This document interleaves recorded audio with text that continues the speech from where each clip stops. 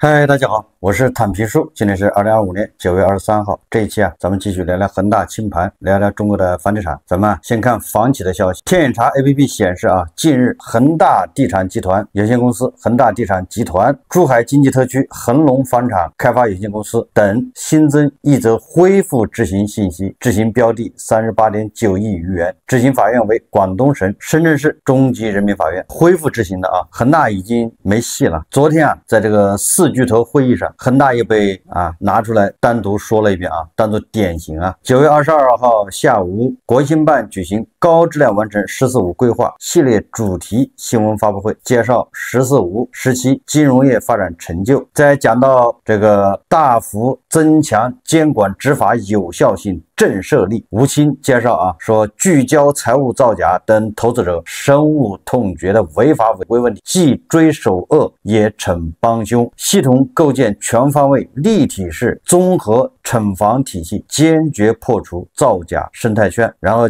恒大就被成了这个坏学生的典型说比如就债市财务造假，对恒大地产及其审计机构分别开具41.75亿元和3.25亿元史上最大罚单，对粤博动力案第三方配合造假同步追责。恒大又成为典型。这个不是恒大在这个股市上是恒大集团在 A 股发债，恒大地产它在 A 股发债财务造假罚的史上最大的罚单。我比较好奇的是这个如果恒大地产破产，这钱能付吗？恒大地产现在应该是资不抵债，对吧？它很多保交楼的事保不了，欠那么多人的钱，对吧？供应商的这个应付，欠这个恒大理财投资者的钱，那他有钱交罚款41个亿，这个会不会是罚了个寂寞？我们可以继续关注反正这个事肯定没完。恒大地产就是破产清算，那这个也得给个说法。大家觉得恒大有钱付吗？就是恒大地产如果有钱付罚款的话，那他欠供应商的钱，欠恒大理财的钱，他为什么不付呢？怎么着还有个先来后到的吧？说到这个发债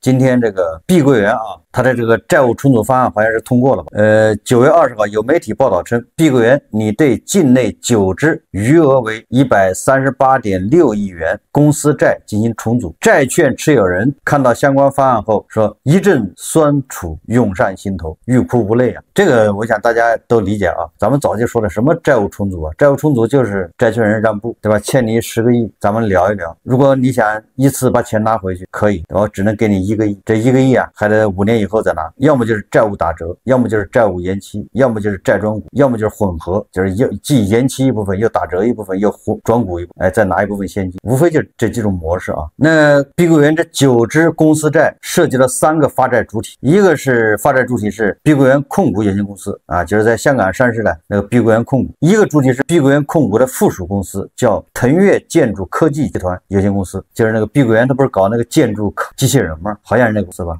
碧桂园也是机器人公司如果他要不是这一次出了事爆雷，那他就光他那个机器人概念，那还不得猛炒一波我记得这碧桂园是有那个建筑机器人的就是那个机器人刷墙。那么碧桂园对这批债券提供了什么一个重组方案呢？第一个是现金回购就是兑付。怎么兑付呢？总额不超过4.5亿元，它这一共是138亿购回价格为债券面值的12%。你想要现金，反正总共就4.5亿，你们看着办。如果你说觉得这个太狠了吧，这个购回价格是债券面值的12%，也就是打了88折，大概这意思就是打了1.2折。你要不满意的话，那你再看看境外债它这碧桂园境外重组方案是购回价只有1折，而且被削减的90%本金不能参与其他选项，也就是假如你这100块钱的债，反正就给你10块钱就了了。那你说剩下90块钱怎么办？没了。境内债的呢，它剩下的那部分呢，它给你折成股。但是碧桂园又是在香港上市的，对吧？你境内的债券持有者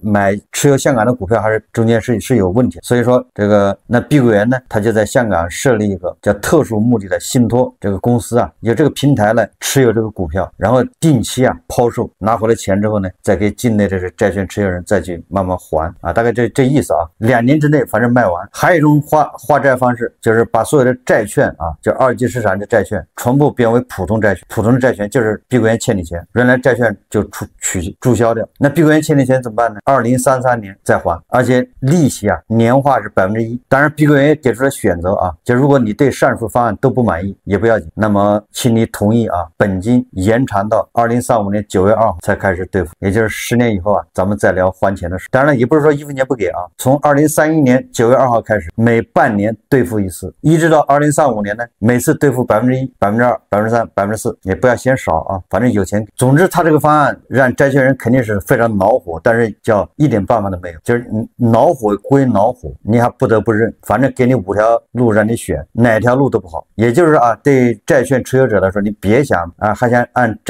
这个债券那个面额啊兑付，那是不可能，那是做梦。如果你现在急着要钱，那你按1折给你，对吧？你1000万，那就给你10万，100万，要不就等，你敢等吗？到2035年呢，这碧桂园在不在不知道，对不对？中间是不是破产清算？要破产清算，连1折的你都拿不。不要说碧桂园了啊，我们就说这个融创的2次债务重组都成功了，对吧？第一次债务重组3年到了不行，再重组一次。结果你看啊，天眼查 APP 显示，近日融创房地产集团有限公司、重庆万达城投资有限公司新增一条被执行人信息，执行标的8.2亿元。天眼风险信息显示，该公司现存280余条被执行人信息，被执行总金额超过440亿元。此外，该公司还存在多条限制消费令、失信被执行人以及中本案件信息。也就是说，融创这就是债务重组成功也没用，就现在在执行的还有440亿，就是强制执行，没钱，没有资产可供执行。总之啊，如果你买了这些房企的债券，你买了房企的股票啊，你有房企的债权，房企欠你钱等等，怎么说啊，都是要自认倒霉啊！你要降低一下自己的预期，不要老想着还能把钱要回来啊！你但凡能要回来10%不错了。你目前这个价值啊，大概其就是10%，你做好心理准备。如果你能要回20%，那你就该感激、感恩、感谢，对吧？都是感谢政策好。如果您能要回来30%，那你就要烧香了，那这佛祖啊都帮了不少忙。想开一点的，那个有人说啊，那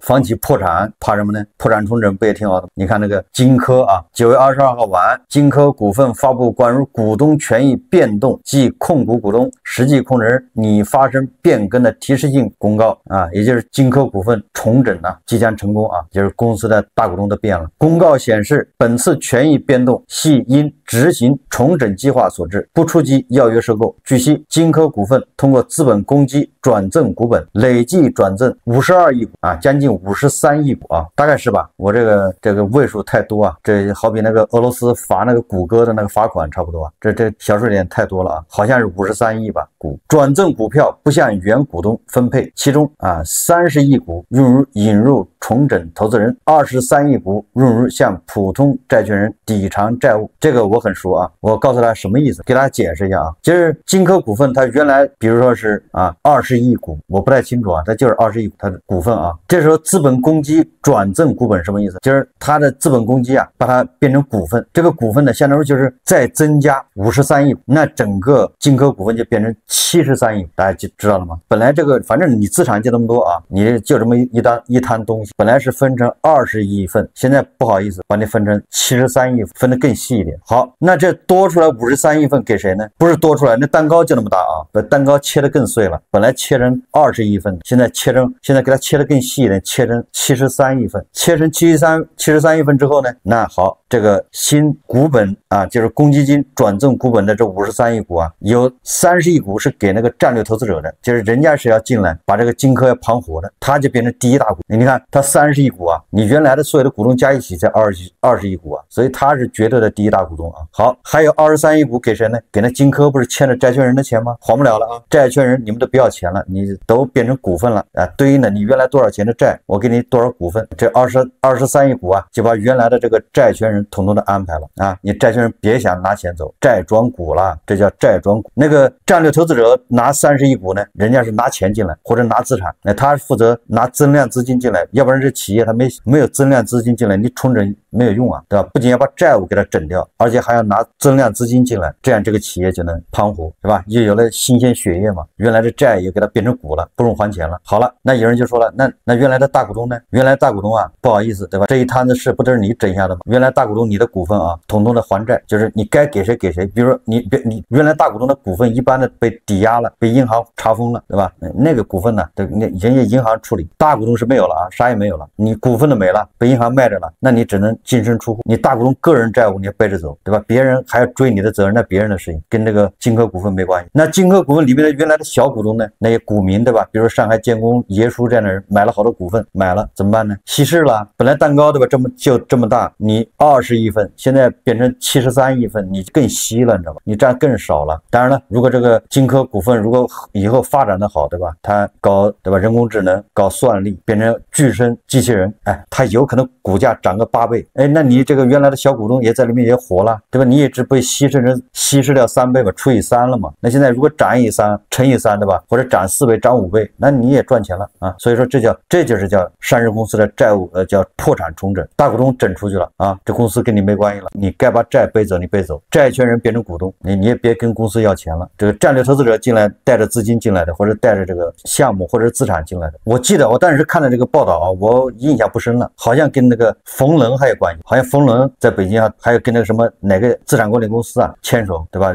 成了这个战略投资者啊，不知道要讲什么故事啊。如果他还搞这个房地产行业，那基本上大家也知道结局啊，没啥前途，混不了几年恐怕也要退市啊。因为房地产这行业对吧，要不了这么多上市公司啊，对吧？这行业在萎缩，你市场也在萎缩，你盖的房子卖不掉，你靠什么活呢？实际上你看啊，大量的房企破产清算、破产重整、债务重整，实际上债务重整那就是耽误时间，叫瞎耽误功夫，最终恐怕还是要破产重整。破产重整失败就是破产清算，哎，就像这个恒大一样，恒大直接就清算啊，剩下的像融创、碧桂园这些还搞债务重整，无非就是耽误时间了，再喘2口气。我们再看这个第一财经日报报道啊，说多地有售楼处成短距取景地，售楼处回应成短距取景地啊，以往看沙盘、看户型的售楼处摇身一变成为短距取景地，近来多地都传出售楼处成为短距取景地的消息。在山东聊城有一地产项目，官微主动发文称有部短距到营销中心取景，乍一看还以为走进了片场。传统的售楼处大多装修豪华，视觉效果较好，这正契合部分霸总或职场短距对场景的需求。不过在一众地产加短距的结合中，最引人注目的是在河南郑州荥阳当地有烂尾楼项目的售楼处一度成为短距拍摄取景地。你看烂尾楼还成为取景地，那不是废物利用吗？你取景地呢得给人钱呢。公开消息显示，位于郑州荥阳的恒大养生谷项目因开发商陷入资金困境而闲置的售楼处摇身一变成了短距取景地。那么真实情况到底如何？9月21日，记者来到恒大养生谷现场，看到这个位于行则大道与瑞来西路交叉口的超级大盘所处位置较为偏僻，宽阔的十字路口红绿灯都未亮起，附近人流量较为稀少，仅部分已交完的住宅区域不时有居民进出。负责住宅门卫的工作人员表示，之前售楼处经常有拍短距的，就在距离住宅门口不远的十字路口处，家住荥阳的一位居民也告诉记者，这里有2个较知名的短距取景地，一个是恒大养生谷，还有几公里外的一别墅项目。不过当天该项目面积巨大的售楼处却是大门紧锁，没有人烟。记者拨通了项目官方电话，工作人员解释称，最近售楼处场地有别的安排，暂时不能接短距拍摄的相关预约，后续也可能租给其他企业进行办公。这里接短距拍摄业务已经1年多了，主要是提供场地租赁，但最近领导说有其他安排，后续何时重新开放接单还要等通知。工作人员称，哎呀，恒大项目反正已经烂尾了，那你那些里面工作人员看门的，对不对？工地巡视的，还有工地安全的，相应的工作人员工资谁发呢？我不知道大家有没有想过啊？但是他们吃饭都是问题。如果把这个利用一下拍拍短剧，挣个3花2枣的，还能维持他们运转，也不是坏事啊。好在现在短剧啊还比较火，还有人需要拍摄场地。等到短剧不火了啊，没人需要拍摄场地了，那他那地方又从哪儿赚钱呢？网上啊又流传高盛啊对咱们楼市的一个预测啊，高盛什么投资研究啊，这网上有个截图啊，它来源是高盛全球投资研究，这不知道这图真假啊，但是它这个结论很有意思啊。但是高盛的数据说啊，2010年代啊，就是那个2010年到2020年，就这10年啊，就2010年代投资需求占总需求的24%，到了2021年，就是对房地产的啊这个投资需求啊冲到峰值，可转折点很快到来。现在不仅新增投资买房的人少了，甚至出现负需求，预计到2025年到2030年，投资需求将是负的180万套。你说你是这个高盛啊，这是赤裸裸的唱空咱们楼市啊。这个高盛就像这个神经病一样，一会儿中国资产升值，对吧？要买中国资产，一会儿说中国的这个楼市需求是负的180万套，什么意思啊？就是市场里买房的人少，卖房的人多。以后啊，说我们新开发的楼盘，他们的对手啊不是周边的新盘，而是越来越多的想抛售的房东和投资者。这高盛预测啊，他说2025年啊，就从今年开始，咱们的这个对新房的需求居然是负的180万。也就是说啊，假设我们有100万人去买房，这刚需嘛，对吧？结婚生孩子要买房，但是啊有280万人要卖房，所以需求是负的180万。那你说这楼市还能好得了吗？那你说这不是高盛赤裸裸的唱空楼市吗？说好了 L 型复苏，这个高盛啊，他一直也不说那个咱在一竖还是一横。现在看，按照高盛的说法啊，即便有一横，那一横也被他掰直了。我们每天从媒体上看到的都是上海的这个楼市，对吧？上海的新房都是豪宅日光，8000万的房子都不够有钱人抢到的很高兴，没抢到的很失落。那房子的最高32万一平米，上海的新房价格月涨，年涨，但实际上呢，那只是豪宅，对吧？一边是海水，一边是火焰，韭菜住的房子到底怎么样？那么大家看个视频。我们的房子卖掉了，到底亏了多少钱？今天给大家算一下。这是我们在上海买的第一套房子，房子是80平的2室1厅，房子是在2021年买的，当时的买入价是235万。今天搬家，我来收拾衣服，才发现柜子里面大部分都是我的衣服，陈同学的衣服只占了一小格。买入之后装修花了10万，一共是4年多还了房贷有36万，但是其中有22万都是利息。我们买的是二手房，各种交易税加一起是10来万。现在卖入的价格是227万，总共亏了大概有50多万。这个房子是一个河景房，外面的风景很好，当时买的时候还是非常喜欢的。收拾书的时候突然发现一个红包。有钱吗？没有。是你偷藏的私房钱。卖房的时候我们也纠结了好久，从去年的下半年出了新政策，就开始考虑要不要把它卖掉。现在卖掉了，亏了50多万。我和陈同学是一对90后的沪漂小夫妻，靠自己在上海买的这套房子。当时买房的时候觉得在上海终于有家了，心里面非常的开心。现在把房子卖了，心里面也空荡荡的。在这里面生活了4、5年，当时买的是毛坯房，是一点点亲力亲为设计装修的。收拾到6点，我们现在出来吃饭。现在房子里面充满了生活的点点滴滴，心里面很是舍不得，空荡荡的。大家觉得我们现在卖房卖的对吗？我觉得这个 UP 主啊拍的比较真实啊，也没有夸大，对吧？也没有渲染，因为他这个是2020年买的房，今年卖，里外一算亏了50万，你说亏的多吗？对吧？他把利息，对吧？这些东西都算在里面，亏了50万，这是沪漂90后小夫妻啊。但是你要静态算啊，这50万5年，对吧？然后你说1年10万，他1年他连工资攒10万也不容易啊。但是你再一想啊，他如果不买房的话，他俩人就得租房住，那租这么大的房子，在上海恐怕也得，对吧？4000块。块，一年5万要的不多吧？在上海，对吧？你好歹2个人住，这是一户啊，不用合租啊，一年5万得要，对吧？这5年下来25万，你要这么算的话，那他这5年这房子也就赔了20，对吧？你要不买房，那你得租房住啊，不得花25万？所以说啊，你要5年啊，上海这房子赔了25万，那也能接受，虽然亏了，对不对？这充分说明上海的楼市啊，上海的房子还比较抗跌啊，对吧？也没有跌得太惨，只能说明这个问题。那也只有上海啊，相对来说还比较扛得住，虽然也跌，但是还能接受。其他地方都是腰斩、脚踝斩，受得了吗？今天在网上看到一篇文章啊，这个文章对我们来说还比较有益。这文章呢，我就介绍一下啊，是个自媒体文章，说他到那个房产中心啊，就不动产中心啊，去那个把他的房子过户给他女儿。大家也知道啊，这过户可不简单啊，不是说把你房本名字改一下，对吧？过户就有2种方式，所以这个人他不清楚啊，所以他就问那个窗口的那个办事员，那窗口的办事员就细心的就问他啊，说你这个房子你是怎么给你女儿？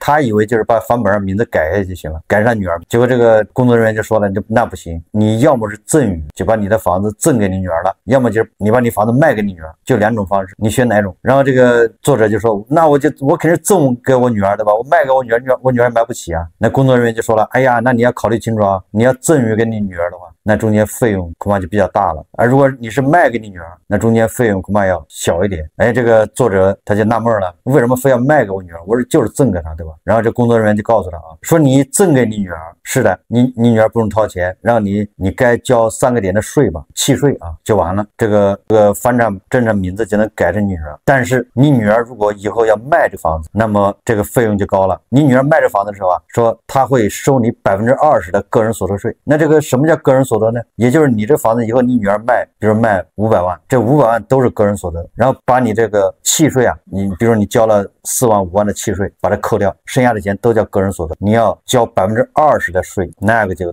他说你自己算，你就知道你要交多少钱。哎，如果你把你这房子卖给女儿，虽然你现在你们俩要交契税，对吧？买的也要交契税，卖的也要交契税，但是这个因为考虑到是你女儿是首套房，然后你呢这是什么，也是根据政策啊，反正是契税还稍微可以减免啊，你们俩人加到一起啊，恐怕都不够3%，也就是比你自己赠与那个契税可能还低一点。这是第一个啊。第二个呢，不管你跟你女儿商量是多少钱，你女儿以后要卖这房子，好像就没有个人所得税啊。如果交个人所得税，那也只是那这差价就小多了，对吧？你这房子是你女儿买的，300万买的，对吧？以后你女儿在300万卖，那就你没有赚钱，不用交个人所得税。如果卖350万，那恐怕只用交那50万的个人所得税，但是你自己算。结果这个作者啊才发现，原来表面看赠与好像是更合适，实际上赠与就会为后面埋下隐患。你女儿如果在处置这个资产的时候，那就要多交很多钱。这个事情告诉我们什么？就是说啊，对吧？你处置你的这些固定资产，还是要多方求证，多咨询，多问，对吧？有的中介很明白这个，但是他不一定告诉你，有的中介会告诉你，因为你这个是涉及到家庭成员内部，一般人不会找中介。你要找中介的话，你白给了一笔钱，对吧？人家收你中介费1%，那也不少钱。所以说像这种啊，都要做好功课，对吧？自己多咨询，网上多查，然后多去这个办事的窗口啊多问。当然了，这个作者还问这个办事员，他说我女儿也没钱买，我怎么卖给她？他说这个无所谓，你只要列个合同，你们俩人之间有个买卖合同就行了。那这个作者就问了，那我以多少钱卖给他呢？工作人员就说了，你看看指导价，就是不低于指导价，就是参考指导价。我们再看看这个深圳啊，这个新政公布以后啊，到底怎么样？这个有个南华视频报道啊，它是综合这个深圳特区报、证券时报、搜狐新闻、湾区置业综合新闻。他说啊，近日深圳发布了新一轮楼市松绑政策，政策包括分区优化住房限购、放宽企业购房限制和统一信贷政策方面等。说新政效果明显，金九银十，遇上重磅新政，深圳楼市热度飙升。新政首周全市二手房录得量环比增长20%，日均量较8月提升28.7%。据相关数据监测，新政后9天，二手房签约量较8月同期增长64%，其中盐田区增幅高达217%，罗湖区同比增长175%、157%啊。首套、二套利率均降至3.05%，以总价800万的房产为例，贷款30年，等额本息支付，利息可损51万元，说深圳购房窗口期已至吗？政策精准激活区域市场，外地客加速入市，房企推盘节奏同步加快。有中介爆料，自己手里的跨省客户一听到新政消息，连夜就往深圳赶，一点都不耽误。第二天马不停蹄去复看罗湖的楼盘，看完当场就拍板，火速转账订房，那效率，生怕别人抢了心仪的房子。在深圳红利持续释放与市场需求积压释放的双重作用下，深圳房地产市场正走出低谷，向着更健康、更可持续的方向稳步迈进。那这个11再看看吧，深圳这个新政之后楼市到底怎么样？想卖的你赶紧抓这个机会卖，过了这个村就没这个店。想买的我倒是觉得，对吧？可以再等一等，看一看。好，这期节目我们就聊到这，感谢大家收看。如果喜欢我的节目，欢迎订阅转发，也可以在下方留言评论，谢谢大家。